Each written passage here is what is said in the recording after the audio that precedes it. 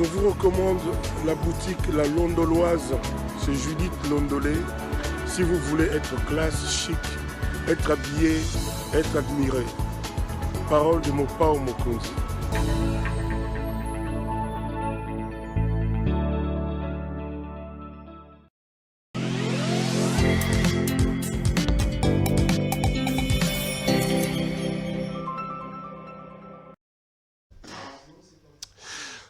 Madame, Messieurs, bonsoir et bienvenue à ce nouveau numéro de l'émission Contre nous soit dit, ce magazine d'analyse d'actualité politique, sociale, économique et même juridique qu'on a lancé ici chez nous à CPL Télévision. On trouve des questions importantes qui retiennent l'actualité dans plusieurs domaines. On les met sur la table.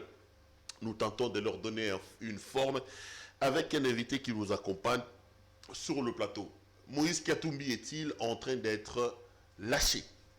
On parle des 400 députés nationaux membres de la plateforme du chairman de Lubumbashi qui ont décidé de réexprimer leur loyauté à Félix Antoine Tshisekedi. Ils ont lu un discours hier. Que faut-il voir dans ça? On en parle dans ce journal. On reviendra également sur l'exclusion de M. Jean-Marc Aboud. Vous savez que son parti, l'UDPS, l'a chassé, sans pour autant oublier quand même la question des élections de 2023 qui devient de plus en plus hypothétique. Un ami, un frère et un confrère m'accompagnent sur ce plateau. C'est M. Eric Wimba. M. Wimba, bonjour. Bonjour, Pero Loara. Merci à vous d'avoir accepté notre invitation. Très bien habillé comme d'habitude. Hein? Ah bon. Écoutez, je ne voudrais pas faire un commentaire.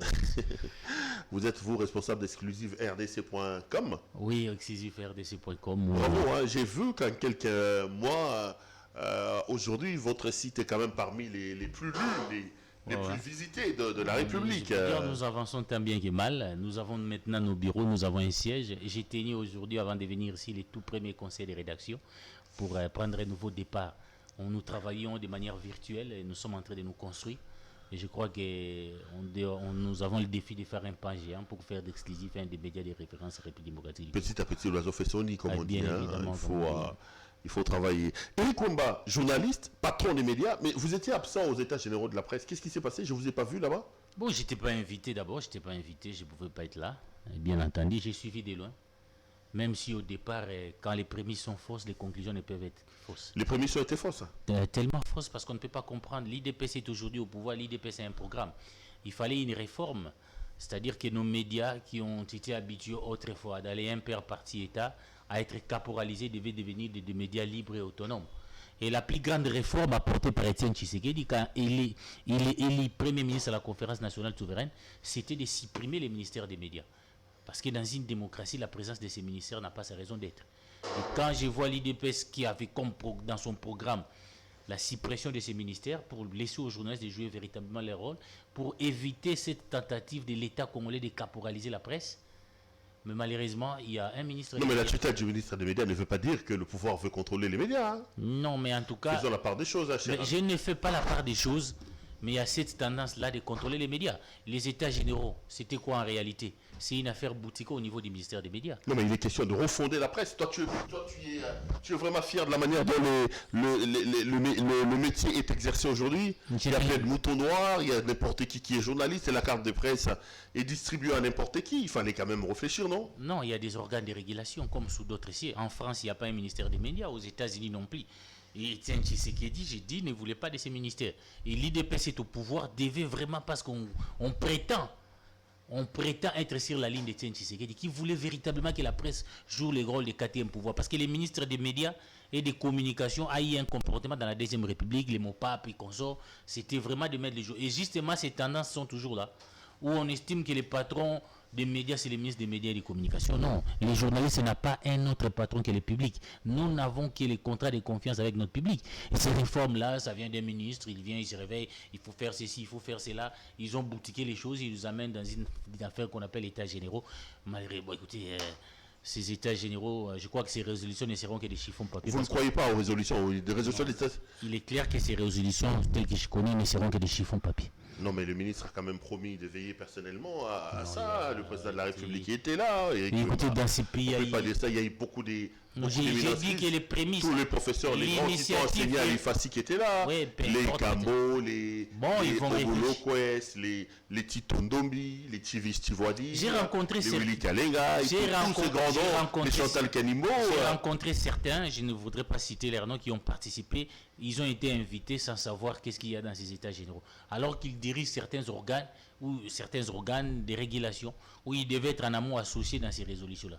C'est une affaire boutique au niveau du ministre et de ses copains qu'on a amenés aux journalistes comme de la nourriture à manger simplement, qu'on a appelé état général. Non, c'est faux. Moi, j'étais dans une commission, on ne nous a pas amenés, on nous a demandé de réfléchir. Non, mais c'est pas de la jalousie parce que tu n'étais pas là. Peut-être, hein?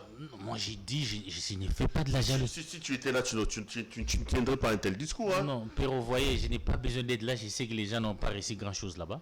Donc, je n'ai pas besoin d'être là, mais je parle... tu résumes la vie en termes d'argent. Mais oui, parce que... Non, mais quand parce on réfléchit médias... Quand on réfléchit profession, c'est seulement l'argent. Tu résumes les boulots en termes d'argent. C'est ça le problème. Quand on pose les vrais problèmes, on dit on est aigri, on est jaloux parce qu'on n'était pas là. J'ai posé un problème ici. J'ai dit la plus grande réforme à apporter, c'est celle que Tshisekedi a apportée quand il a été élu ministre, premier ministre. Et la première parole de Tshisekedi, nous sommes en août 1992, je crois. Laisser la presse jouer son rôle de quatrième pouvoir. Pas d'un ministère des médias pour contrôler la presse. Les juristes doivent jouer véritablement les rôles. Et cette réforme de Tshisekedi est contenue dans les programmes de l'IDPS. Il est étonnant que l'IDPS au pouvoir qu'on puisse avoir un ministre des médias. Donc une des réformes à apporter d'abord pour organiser les états généraux, c'est de supprimer ces ministères qui donnent tendance, à mon avis, à caporaliser la presse. On n'y a qu'à voir la RTNC, comment les journalistes de la RTNC se comportent aujourd'hui.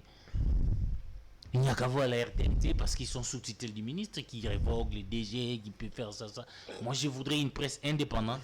Et moi, je dis que la plus grande réforme, c'est celle apportée par Etienne Tshisekedi ou Amulumba. Ben on verra parce que j'ai quand même vu ton vieux Nawège aussi là-bas. Hein. Non, les gens peuvent être là, ils sont libres. Moi, je donne mon point de vue. Éric Wemba, nous sommes le 1er février aujourd'hui. Cela fait exactement 5 ans depuis que les Sphinx délimité Etienne Tshisekedi Ouamulumba nous a quittés. Qu'est-ce que tu penses de cet homme, Éric Wemba? Quelle est l'image que tu gardes de cet homme? Le 1er février, il y a 5 ans, tu étais où? Tu as appris la nouvelle de sa mort où? Moi, j'ai appris ça à la maison. Je suis venu dans ma rédaction. J'ai dit à mon coordonnateur... À l'époque, tu travaillais où? J'ai travaillé au journal Les Phares. J'ai dit à mon coordonnateur du journal Les Phares, je viens d'apprendre des sources très fiables. C'était Kim Oboya à l'époque? Non, c'était Kim Pozo. Qu'est-ce qu'il est devenu? Il est toujours là. Et Polydor était à l'extérieur du pays. Je viens à la rédaction, j'ai dit à M. Kimpozo, je viens d'apprendre de mes sources crédibles que les Sphinx délimité n'étaient plus là. J'ai appelé Augustin Kabouya qui n'a pas confirmé l'information. Il fallait attendre 30 ou 40 minutes.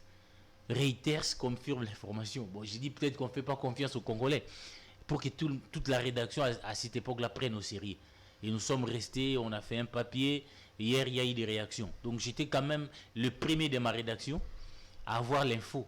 Mais malheureusement, il fallait contre-vérifier. Et puis l'éditeur qui était à l'étranger a appelé le coordonnateur pour confirmer l'information que Tshisekedi n'était plus là. Qu'il est mort je ne sais pas, j'ai oublié, il est mort... C'était une embolie pulmonaire. D'une embolie pulmonaire, voilà. Oui, là, il est décédé d'une embolie pulmonaire. Alors il semblerait, d'après nos informations, que Tshisekedi, quand il est venu au pays, le médecin avait dit qu'il ne devait pas faire plus de 2 semaines ici. Mais on a gardé les vieux ici parce qu'on devait terminer les dialogues de la SENCO. On lui a même mis au Conseil national de suivi de l'accord, et ce qui a porté préjudice à sa santé. Donc vous accusez sa famille? Non, j'ai dit que je n'accuse pas sa famille. Bon, donc si la famille avait laissé Tshisekedi rentrer en Europe, le vieux Tshisekedi ne serait peut-être pas décédé. Non, le problème est que Tshisekedi, ce n'est pas la famille. Tshisekedi n'appartenait plus à sa famille, qui avait un problème politique qu'il fallait résoudre avec les glissements. Et à l'époque, c'était un dialogue entre, d'une part, les rassemblements qu'il dirigeait et l'autre camp avec Kabila pour qu'on trouve une solution politique pour un glissement afin de permettre des élections parce qu'il fallait trouver une solution politique. Et Tshisekedi était un des acteurs majeurs et principaux. Et que c'était lui qui négociait vraiment avec Kabila. Et que je crois que Tshisekedi aimait tellement les Congos, il voulait vraiment que les choses s'arrangent avant de voyager. Malheureusement, le corps a ses raisons, l'esprit peut être disposé, le corps est faible. Donc Tshisekedi n'appartenait pas qu'à lui-même. Donc il s'est dépassé quand même au-delà de son état de santé à faire aboutir l'accord de la Senco. Quelle est l'image que tu as de cet homme? Beaucoup pensent que Tshisekedi, ce n'est pas les héros ou le père de la démocratie qu'on nous présente. Je vais citer Alain Bolodja qui dit que Tshisekedi, entre ses mains, il y a le sang, notamment dans l'affaire de Kimba, lorsqu'il parlait de Kimba, des Mahamba et des autres. Tshisekedi, c'est un moubutiste, il a travaillé dans les mouboutismes. Tshisekedi a mis en place un parti politique qu'il a transformé en parti familial alors qu'ils étaient 13 au départ. Il s'est accaparé du parti aujourd'hui. Il y a quand même beaucoup de choses qui se racontent autour du président Tshisekedi Ouamouloumba. Je suis en train de citer entre autres Alain Bolodja. Vous, quelle est l'image que vous avez de cet homme, non, M. Weba? Être héros ne signifie pas être saint. Je crois qu'il doit y avoir une nuance. Héros, en tout cas, saint Tshisekedi ne l'était pas. C'est un être humain qui a eu ses défauts, qui a eu à travailler avec Mobutu. Mais à un moment donné, il a pris son courage de marquer sa rupture avec Mobutu. Ils ont pris le courage, il fallait le faire avec la lettre des 13 parlementaires. Donc il n'était pas un saint, mais il était véritablement un héros. Il a posé des actes qui a fait en sorte qu'il émerge, alors qu'ils étaient 13 parlementaires, mais Tshisekedi a posé des actes qui a permis qu'il émerge parmi les autres. Et si vous parlez aux 13 parlementaires, moi j'ai parlé avec un, dans la rédaction même de la lettre des 13 parlementaires, Tshisekedi n'avait pas activement participé. C'était une affaire d'abord les rédacteurs en chef, c'était Ngaoula Kapandanji qui a participé à la rédaction avec les Paul Kapita qui étaient les plus jeunes à l'époque. Mais Tshisekedi leur a dit, il va assumer. Un des premiers actes fondateurs que Tshisekedi pose, c'est lorsqu'on arrête Ngaoula Kapandanji là. On arrête et Kapita Chabani vient de l'informer que Ngaoula est arrêté. Tshisekedi lui dit, allons nous faire prisonniers. Je crois que c'est des actes comme ça qui a fait en sorte que l'homme puisse émerger. Il a eu certes ses défauts, mais à un moment donné, il a posé des actes d'un combattant vraiment de la liberté pour que nous ayons notre liberté. Non, mais il a fait du parti une affaire familiale aujourd'hui. Même les proches de Kabound le disent. C'est devenu une affaire familiale où Maman Martha a un mot à dire, où son fils l'a succédé. Est-ce que c'est vraiment ça le combat, l'idéal que prenaient les 13 parlementaires? Non, moi je ne pense. Oui, je ne crois pas que Tshisekedi a fait vraiment. Non, je crois que l'homme a émergé. Il faut connaître l'histoire des 13 parlementaires pour comprendre pourquoi l'homme a émergé. Vous savez, par exemple, Tshisekedi, pendant leur lutte, quand ils ont commencé vraiment à la lutte, il faudra quand même qu'on puisse noter. Quand Bolonja a dit Tshisekedi a fait les impairs, c'est vrai, il a parlé de l'institutionnalité des impairs, mais il faut reconnaître quand même que dans la constitution rédigée par Tshisekedi et les Singaoudjou, il n'a jamais été question d'un parti unique. Il était plutôt question de deux partis qui devaient fonctionner. Et que de temps en temps, Mobutu commençait à éloigner Tshisekedi. Parce qu'il trouvait quand même revendicatif. On lui a nommé ambassadeur du Maroc et consort. Il était ministre de l'Intérieur. On l'a réduit un moment à l'ambassadeur du Maroc et consort. Mais quand il revient au Parlement, qu'il signe la lettre des 13 parlementaires, et qu'est-ce qui a fait que Tshisekedi puisse émerger? Il faut quand même poser des questions. Ce n'est pas qu'il a fait, non. Le leadership, là, il a construit par des actes fondateurs. J'ai parlé du premier acte où il veut se faire prisonnier avec Ngaoula Kapandanji, là. Deuxième acte fondateur, c'est les fameux accords de Guadolite. Vous savez, tout le monde était fatigué, ils étaient relégués dans le village, même Tshisekedi était fatigué. Ils sont allés à Guadolite pour signer l'accord de Guadolite, pour que l'IDPS redevienne un courant au sein du MPR Parti État. Et Tshisekedi était là, il a même déclaré à New York Times, je préfère aller garder mes vaches. Il continue à combattre pour un peuple qui ne comprend pas l'essence de ma lutte. Lévy était fatigué, c'est vrai, il n'était pas le seul. Mais en dernière minute, Tshisekedi a renoncé à l'accord de Guadolite. C'est comme ça que les Kibasa sont rentrés au gouvernement, certains membres de l'IDP sont rentrés au gouvernement. Tshisekedi est venu, il a renoncé à cet accord-là, il a prétexté qu'il était malade, il est parti à l'extérieur du pays. Quand il revient, je crois, à 87-98, il fait un meeting à Pongabi où il porte une cravate, on l'arrête, on le brutalise. C'est là où Tshisekedi a émergé parce qu'il faut reconnaître qu'il avait un côté courageux, téméraire, qui a fait en sorte qu'il puisse émerger que les autres. C'était vraiment quelqu'un qui affrontait les choses, qui avait un courage que tout le monde reconnaît. Mais au fil de la lutte, Ngaoula Kapandanji est allé voir Tshisekedi pour lui dire non, écoutez, vous pouvez continuer. Moi, je suis vieux, je ne peux pas continuer. Kiba est rentré dans les MPR Parti État. Quand vous arrivez, par exemple, le 24 avril 1990, Tshisekedi est resté l'homme seul. Tout le monde était là-bas. Et quand ce meeting est parti, tout le monde est allé voir Tshisekedi, qui était le seul héros, assigné à résidence, arrêté, déclaré fou, parce que prôner le multipartisme était un acte de folie. Porter une cravate comme il a fait à Pongabi, c'était un acte de folie. Reconnaissons quand même le mérite de l'homme. Mais je ne dis pas qu'il est saint. Il a aussi des actes qu'il a posés avec Mobutu qui n'étaient pas bons. Et après, les Tshisekedi aujourd'hui, on parle un peu de la mort de Tshisekedi 5 ans après. Que reste-t-il de l'UDPS? Bon, 5 ans après, c'est une grande déception. Ça veut dire, j'ai commencé par donner un exemple, vous m'avez appelé un aigué. Tshisekedi est un combattant de la liberté. Il voulait la liberté de tout le monde, mais également la liberté de la presse. Surtout la liberté de la presse. Tshisekedi a accordé une place principale à la presse. Malheureusement, ce que Tshisekedi voulait, nous ne les sentons pas ici. Il y a toujours tendance à caporaliser les journalistes. Donc Tshisekedi est parti avec son UDPS. L'UDPS n'existe plus. Bon. L'esprit Tshisekedi n'est plus dans la maison. L'esprit Tshisekedi qui s'est battu pour la liberté. Quand je vois aujourd'hui l'UDPS avec son puce au pouvoir, qu'il y a des gens qui sont arrêtés, graciés pour leurs opinions, comme des Jacquin Dalla toujours en prison, j'ai dit que l'esprit Tshisekedi n'existait pas. L'incident de l'autre fois là, où il y a une expédition punitive chez Kabound, où il y a eu tout ce qui s'est passé là montre que l'IDPS n'existait plus. On donne un mandat spécial à Kabound, on ne permet plus à ces gens-là, les Wakenda, d'entrer dans les sièges. Mais quand on veut se défaire dans des Kabound, on utilise les mêmes gens qui viennent dans les sièges. Donc c'est que l'IDPS n'existait pas. Aujourd'hui, nous sommes dans une autre chose que l'IDPS. L'esprit tshisekidiste n'existait plus. On parlera peut-être de ça lorsqu'on va évoquer la question de l'exclusion et de la radiation de M. Jean-Marc. Oui, l'esprit Tshisekedi n'existait plus. Et c'est quel esprit qui règne maintenant? C'est non, vous savez ce que j'ai toujours pensé. Donc l'esprit, appelez comme vous voulez, mais Tshisekedi n'est plus là. Donc je crois que Tshisekedi a assez bâti pour que le Premier ministre, je l'ai dit tantôt, je vais ajouter une autre idée, pour que le Premier ministre de la 3e République soit différent du Premier ministre de la 2e République. Mais on ne peut pas comprendre aujourd'hui Tshisekedi au pouvoir puisse réduire le Premier ministre à un commissaire d'État. C'est très grave, un commissaire d'État, donc il signe des accords, le Premier ministre n'est même pas informé. Le tshisekedisme, ça veut dire que tout le monde, personne n'est au-dessus de la loi. Y compris les présidents. Surtout, c'est l'absolutisme. Mais comment pouvez-vous comprendre? Un jour, Tshisekedi à Lubumbashi, il a décrété le couvre-feu. Lui-même, il dépasse les jours du couvre-feu. Il dit à ces hommes-là, parce que je sais qu'il y a couvre-feu, mais aujourd'hui vous êtes avec le président. Comme si la loi ne concerne que les autres. Voyons ce qui se passe en Angleterre avec l'affaire Boris Johnson. Oui, le Partygate, comme on l'appelle désormais, les Partygate. Ouais.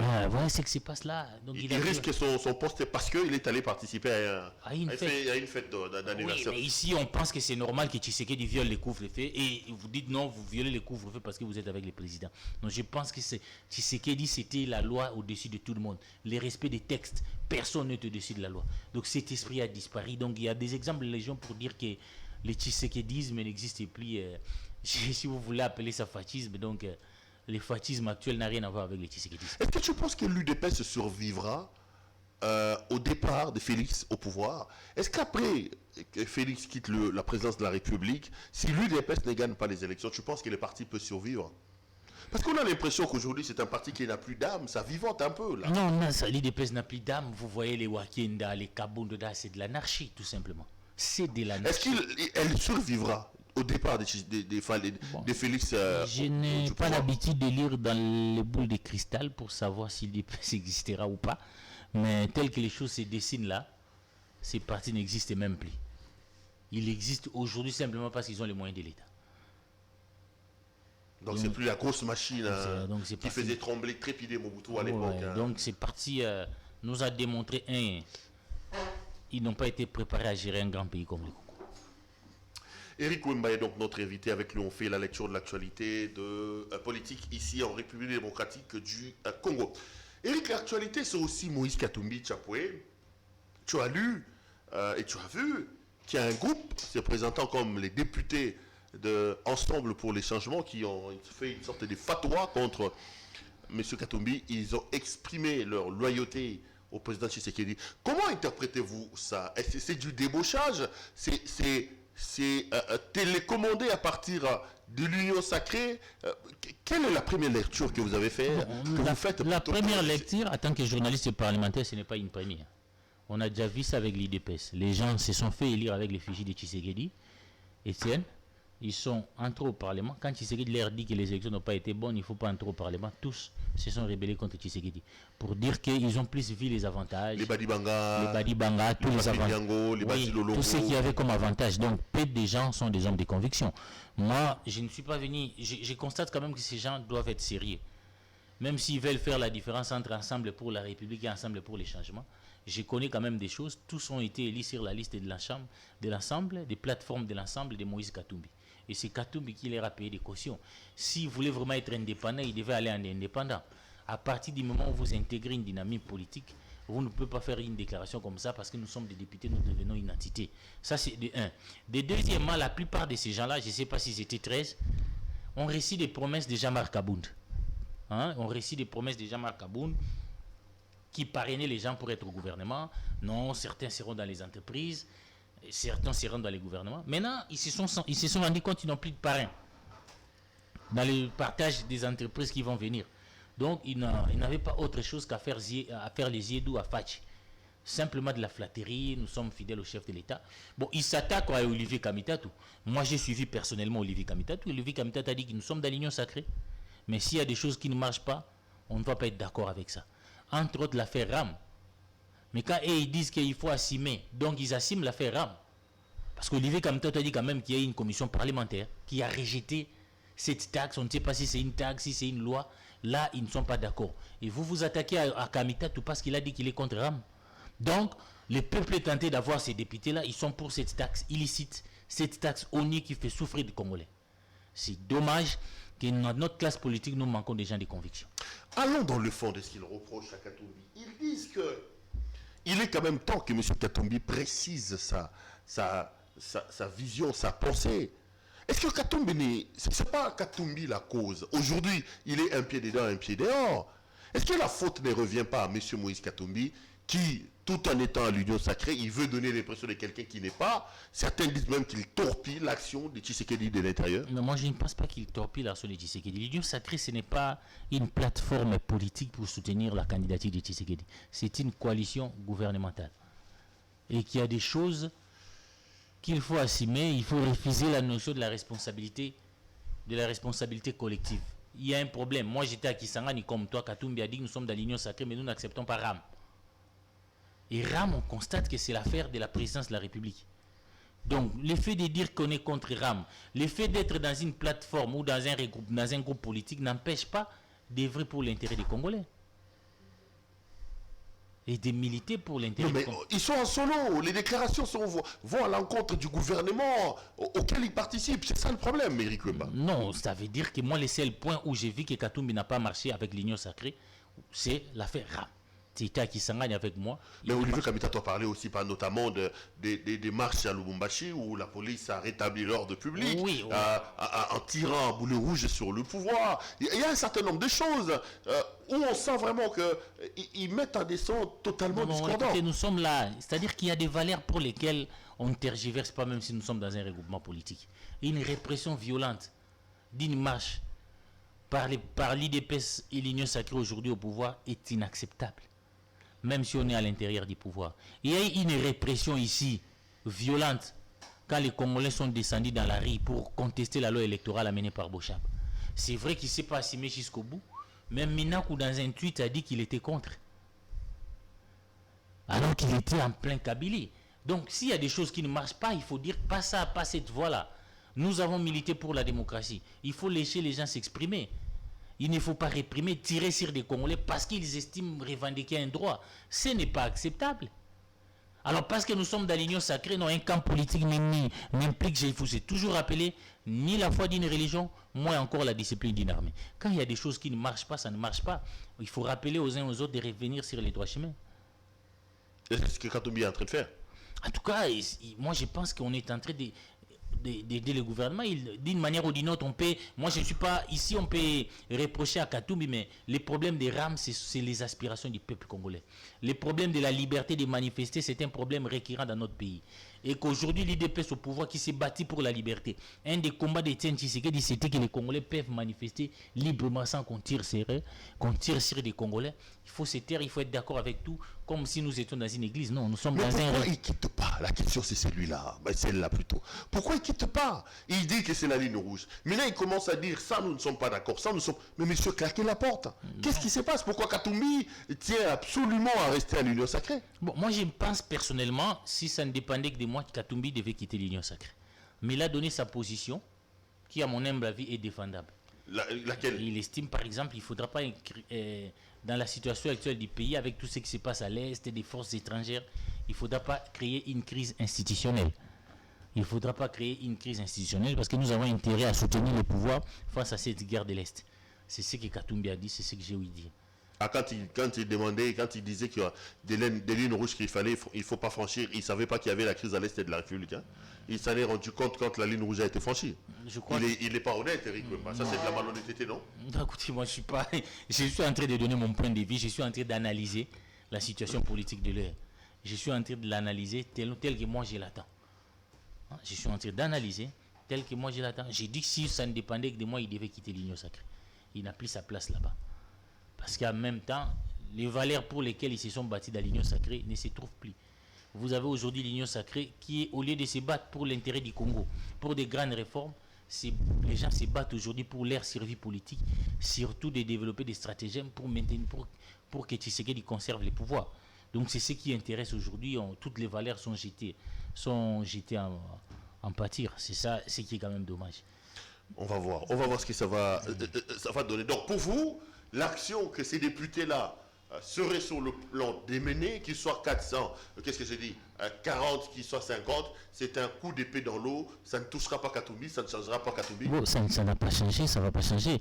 Et les députés là qui avaient quitté, ça n'avait rien changé au leadership de Tshisekedi. Tshisekedi est resté Tshisekedi. Katumbi n'est pas Tshisekedi. Hein. Non, il restera Ne comparons pas les comparables. Tu n'as quand même pas comparé Katumbi à Tshisekedi. Je n'ai pas comparé, mais j'ai dit que... Katumbi a l'aura, le poids, la carrure et le charisme de Tshisekedi. Non, Katumbi a une popularité. C'est la vie à qui s'en gagne. Il ne faut pas dénoncer aujourd'hui Katumbi a une popularité. Sa popularité là ne sera pas remise en cause parce que certains députés, pour des problèmes du ventre, pour les problèmes de positionnement, font une déclaration tapageuse au Palais du Peuple. Non, je ne pense pas. Les problèmes des députés sont connus au Congo depuis toujours.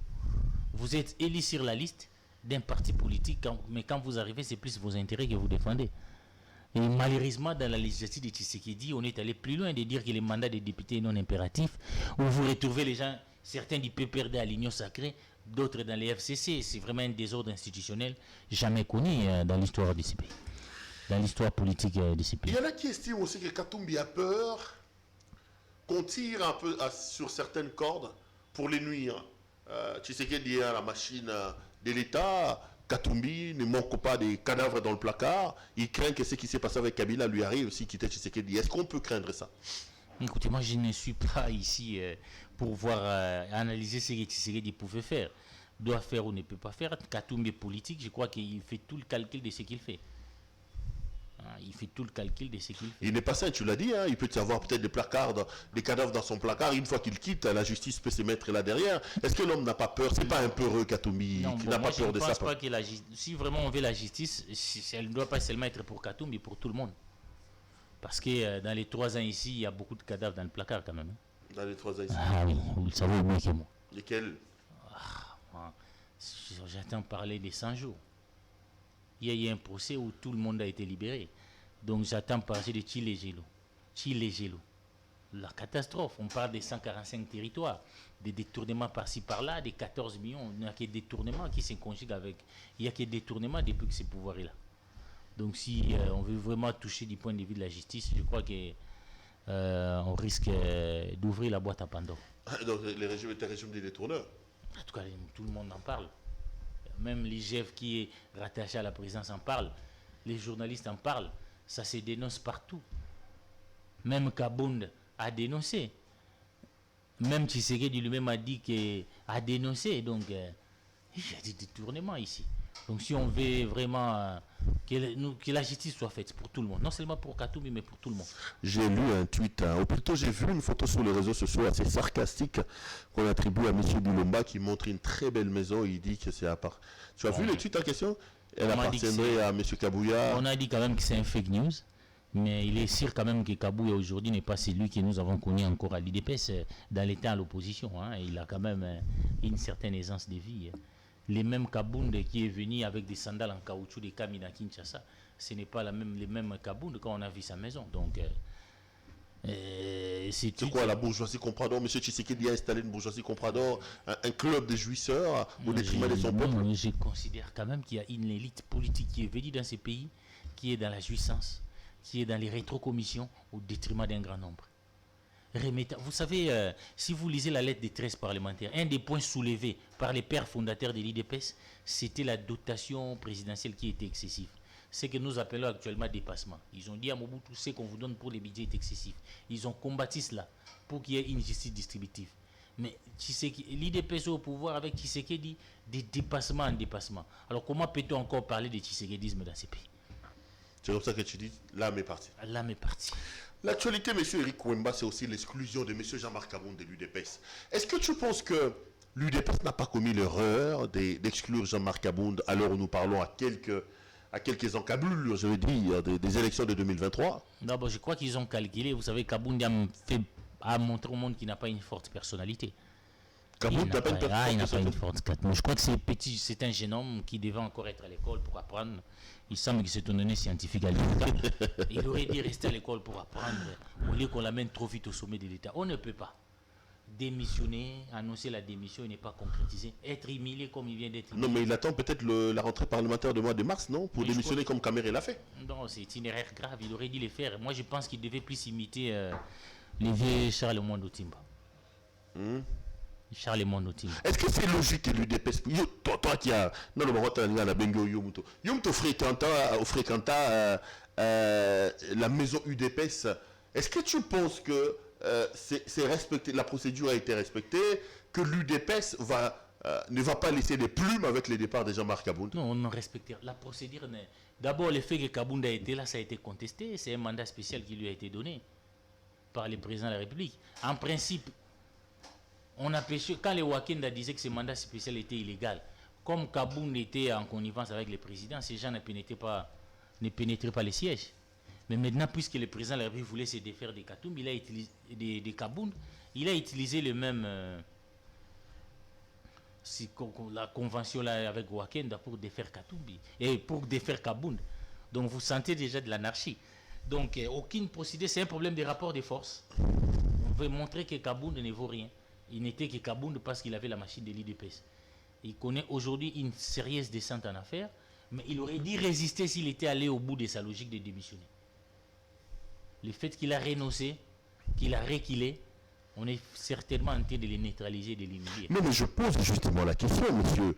Est-ce que l'UDPS ne va pas laisser des plumes? Tu penses que Kabound, c'est un petit garçon qu'on peut débarrasser comme ça, comme si on débarrassait les tables, les ustensiles sur la table, et ben voilà, c'est terminé, c'est terminé. Bon, moi je pense que Kabound, sa capacité de nuisance a été réduite. D'abord, il a quelle base? Il se dispute Gingabo avec Jeko. Il a quelle base? Même Jeko a plus de voix que lui. Donc je crois que Kabound, c'est déjà ça le problème. Mais maintenant, il avait l'avantage politiquement, s'il avait démissionné, de devenir le premier opposant ici, à l'intérieur du régime, comme a été Tshisekedi Wamulumba dans les MPR, comme a été Katumbi avec les PPRD. Ils étaient dans les PPRD avec Kabila. Comme l'a été Kamere à un moment donné. Comme l'a été Kamere. Donc il aurait dit quand même avoir... il a attiré l'attention de tout le monde, mais là, il a mal joué. Il aurait dit quitter les bonnes choses avant que les bonnes choses les quittent. Les choses sont en train de les quitter. Il y a tout un mécanisme qui est mis en place pour l'humilier. Parce qu'il comptait sur certains députés, mais ces députés-là, Tshisekedi qui a l'impérium, peuvent leur donner les mêmes garanties. Au lieu d'aller chez Kabound, moi-même, je vais vous donner ce qu'il vous a promis. C'est comme ça qu'aujourd'hui, l'homme est pratiquement seul, il est isolé, il continue à jouer au foot à Kingabo. Tu penses qu'ils peuvent aller un peu plus loin jusqu'au niveau de sortir les dossiers judiciaires contre lui? Oui, tu penses qu'on va l'anéantir? Bon, il connaît un peu beaucoup Kabound? Oui, moi je connais qu'il connaît beaucoup. On ne va pas lui laisser le temps. Donc il a encore des sales quarts d'heure à vivre devant lui. On ne va pas lui laisser le temps. Bon, encore qu'il ne s'est pas vraiment construit comme Katumbi. Il ne s'est pas construit avec un carnet d'adresse comme Kamere. Donc je crois qu'il aura du mal quand même. Hein. Mais s'il avait posé cet acte-là, il aurait dû avoir une certaine sympathie de l'opinion et avancer. Mais le fait qu'il a reculé, il va tomber dans un trou. On attend voir. Mais par rapport à Tshisekedi, ils iront avec Fayoulou à Genève, ils iront avec Kamere dans l'affaire Cash, ils iront avec Kabila, ils iront aujourd'hui, ça passe pas avec Katumbi et Bemba, il va rompre avec Kabound. Mais est-ce que l'homme, il devient qui? Est-ce que ça ne donne pas l'impression que Tshisekedi n'est pas un partenaire sérieux, je parle politiquement, hein, un partenaire qui respecte ses engagements et auprès de qui on peut aller faire des affaires politiques? Oui, ça. Bon, je crois qu'en politique, il n'y a pas. Ça l'écorche un peu, pas trop un peu son image? Non, en politique, il n'y a pas d'amitié. En politique, on se donne des coups. Hein. Il n'y a pas des alliés ni des ennemis éternels en politique. Hein. Donc, il a joué un peu son jeu, comme le faisait Mitterrand, de neutraliser les adversaires politiques. Mais jusqu'où ira Tshisekedi maintenant? C'est ça le problème. Nous sommes là où il est un peu rattrapé parce que nous entrons dans la perspective électorale. Il a certainement besoin des alliés. Mais il va prendre qui pour aller avec aux élections? C'est ça toute la difficulté. Non, mais tu m'as dit dernièrement que Tshisekedi à la machine étatique, tu craignais que Tshisekedi puisse gagner les élections. Aujourd'hui, tu commences à douter, il ne gagnera pas les élections? Non, j'ai dit pour pouvoir avoir la machine et perdre. Comment tu vois les choses? Tu penses que si élection aujourd'hui en 2023, Félix Tshisekedi peut rempiler? Non, je crois qu'honnêtement, il ne peut pas gagner. À moins d'un coup de force électorale. Ça peut passer, le coup de force électorale, les Congolais sont prêts à accepter ça. Bon, tout dépendra des rapports de force qui se mettront en place à ce moment-là. Parlons justement de ces élections. Il y a de plus en plus de doutes que nous ayons des élections en 2023. Entre-temps, le gouvernement rassure. Éric Wemba, analyste politique, journaliste. Est-ce que vous pensez que c'est possible, à l'heure où nous parlons, d'organiser les élections en 2023? En tout cas, la CENI, avec Denis Kadi m'avait dit déjà on n'a pas de moyens financiers. De mes informations, la CENI est en train d'organiser une communication en sourdine pour préparer l'opinion à comprendre que techniquement et financièrement, il est impossible d'organiser des élections en 2023. Il y a déjà un plan pour les glissements qui est mis en place. Il ne faut pas rêver. Mais maintenant, comment on va résoudre ces problèmes politiquement? Est-ce que ça sera une carte blanche comme ça? On arrive à 2023, Tshisekedi passe comme ça. Même Kabila qui avait un arrêt soi-disant de la Cour constitutionnelle, mais ça c'était les droits qui a résolu. Il devait résoudre ça politiquement par un dialogue et partager les pouvoirs. Est-ce que c'est la même recette que Tshisekedi va utiliser? Attendons voir, mais Tshisekedi, Kabila avait attendu quand même le deuxième mandat. Ça sera quand même pas bien pour Tshisekedi que rien qu'au premier mandat qu'on puisse aller glisser. Et ça va un tout petit peu parce que pour glisser là, il faut un accord politique. Est-ce que tu penses que si un glissement, Félix va obtenir cet accord-là, tu le perds aujourd'hui comme quelqu'un qui ne respecte pas ses engagements, qui roule pratiquement toutes les personnes qui viennent politiquement faire alliance avec lui? Est-ce qu'il y en a des politiciens congolais qui vont croire au dialogue organisé par M. Félix Tshisekedi au point de lui donner ces glissements? Non, en fait, peut-être on croit ou n'est pas, mais s'il y a un glissement inévitable, il faut une solution politique. Soit on a un rapport de force pour contraindre Tshisekedi à quitter les pouvoirs pour qu'il y ait une transition sans Tshisekedi, soit on négocie un glissement avec lui pour organiser des élections. Et pour toi, la meilleure option entre les deux, c'est laquelle? Bon, la meilleure option pour moi, si Tshisekedi est cohérent, il n'a qu'à faire ce qu'il demandait à Kabila. Et j'ai encore son discours à limiter. En cas de la non-tenue des élections d'aller les îles, il y aura une transition sans Kabila. Il a dit qu'il n'y aura même pas un seul jour avec Kabila. Oui, alors nous disons aussi, si en cas de glissement, il doit y avoir une transition sans Tshisekedi. Tshisekedi doit laisser le pouvoir, il doit partir. Oui, une transition sans lui. Est-ce qu'il y aura glissement parce que la République n'a pas d'argent, parce que techniquement c'est pas possible, ou c'est parce que Tshisekedi a décidé à mijoter qu'il n'y ait pas élection? En tout cas, il n'y a pas de volonté politique d'organiser l'élection parce qu'on n'est pas. Donc le responsable c'est Tshisekedi, c'est pas l'argent, c'est pas la technique. On n'est pas sûr de gagner les pouvoirs en place. Vous aimez bien citer les noms des gens. Non pas sûr de gagner, c'est comme ça, qui n'ont pas intérêt aussi à organiser des élections. Donc c'est un plan organisé par le régime. Oui, pour qu'il n'y ait pas des élections. Donc on nous dit pas l'argent. Ils ont tenté quand même d'aller, mais ils constatent aujourd'hui que c'est difficile de gagner les élections. Et s'ils obtiennent leur glissement, ça sera possible? Bon, le glissement, ça sera une prolongation. À ce moment-là, il y aura un gouvernement d'union nationale. Un gouvernement d'union nationale pour dire glissons ensemble. Ah, pour mettre un peu tout le monde dans le même sac et dire que on a... Certains opposants qui estiment qu'ils n'ont pas le moyen d'aller aux élections sont pour ces schémas aussi, hein, il faut le dire. Ah, il y en a aussi qui veulent... Oui, ils disent qu'on n'a pas le moyen de battre campagne, autant un dialogue pour que tous puissent avoir le moyen. C'est ce qu'ils ont dit à Kabila en 2016. Donc, de vos informations, et quand le ministre, comment il s'appelle, Nicolas Kazadi, non, il n'y a pas de problème d'argent, Tshisekedi lui-même devant dans son discours sur l'état de la nation, nous rassure qu'il y aura élection. Toi, tu nous dis quoi? Que c'est de la pure politique, il n'y a rien à l'intérieur, les élections, c'est foutu, c'est impossible, on ne peut pas le faire. Ils font de la démagogie, monsieur le ministre Kazadi. Nous disons, le président Deli Kadimadi qui n'a pas de financement, qui ne reçoit pas de financement et qui n'a pas le moyen. À part les 100 millions qui leur ont été donnés pour... Est-ce que ça a déjà été donné? J'ai même appris qu'on n'a toujours pas... On a donné quelques frais pour qu'ils s'installent. C'est tout, mais ils n'ont pas réussi jusque-là des moyens pour commencer quand même les premières actions, les premières opérations électorales. Donc tout est compliqué, quoi. Tout est compliqué, on ne sait pas, on va utiliser les machines à voter. En même temps, les réformes traînent au Parlement, on devait voter la loi électorale. On est encore là dans l'affaire Kabound. Tout est compliqué. On attend cette session de mars parce qu'il faut une loi électorale qui doit être adoptée. On doit lever les options, il faut continuer avec l'essai. Il faut... supprimer l'essai, il faut aller avec la machine à voter, toutes les questions resteront posées, toutes les questions restent posées, mais au-delà de la loi, les vrais problèmes majeurs, c'est les moyens qu'on donne à la CENI, et les moyens n'y sont pas. On va terminer cette émission peut-être à l'extérieur du pays. Tshisekedi a fini son mandat aujourd'hui à la tête de l'Union africaine. Tu fais quel bilan de la présidence de la RDC à la tête de cette organisation? Moi, je ne sais pas, il y a eu plusieurs coups d'État. L'Afrique a un problème qui est au-delà même de Tshisekedi. L'Afrique a un problème qui est au-delà même de Tshisekedi.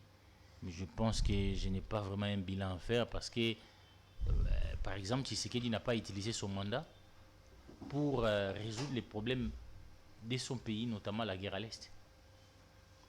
Il aurait pu mettre ça à profit pour résoudre la guerre à l'Est. On sent quand même que ce leadership de Tshisekedi, de l'Union africaine, n'a pas permis vraiment de trouver des solutions à la situation de la guerre à l'Est. Et l'Est de la République, ça pose toujours problème. Et par rapport au coup d'État, il y en a qui justifient ça, comme en Guinée-Conakry par exemple, où on dit que le président avait confisqué le pouvoir, comme au Burkina, où on dit que le président n'était plus fort pour lutter contre les groupes armés. Tu comprends, tu justifies ou tu dis qu'il est hors de question? C'est dommage qu'en Afrique, nous connaissons des coups d'État encore en Afrique, justement, où les militaires prennent les pouvoirs par la force. C'est dommage parce que ce sont des choses que nous avons vécues dans les années 65. Pour notre pays, nous les avons vécues, où Mobutu a fait son premier coup d'État. Après, lui-même est renversé par Kabila. Son fils a pris les pouvoirs. Nous sommes allés dans les dialogues de Sun City. Et que nous devons garder cela à l'esprit. En Sun City, les Congolais s'étaient dit plus jamais de recourir à la force pour accéder au pouvoir. Nous devons garder cet accord, ce pacte républicain de Sun City pour que ce qui arrive en Guinée et qu'on ne nous arrive pas ici. Mais en même temps, il faut appeler les dirigeants africains à travailler pour le bien-être de leur peuple, pour éviter les coups d'État aussi. Éric Wemba, merci d'être venu nous voir. Merci. Madame, Messieurs, l'émission est terminée. Notre invité du jour, c'était donc Monsieur Éric Wemba, patron du média en ligne exclusive rdc.com. Allez regarder son média, c'est un des meilleurs dans le pays où vous avez des exclusivités très très intéressantes. Merci. Retrouvons-nous demain pour un autre numéro de cette émission. Bonsoir chez vous. Merci.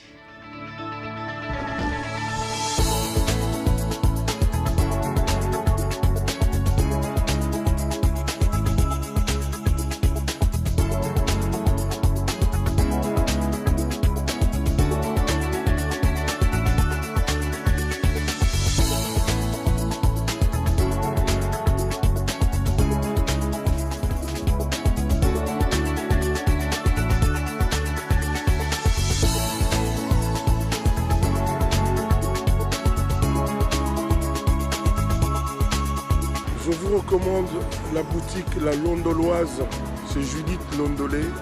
Si vous voulez être classe, chic, être habillé, être admiré. Parole de Mopao Mokonzi.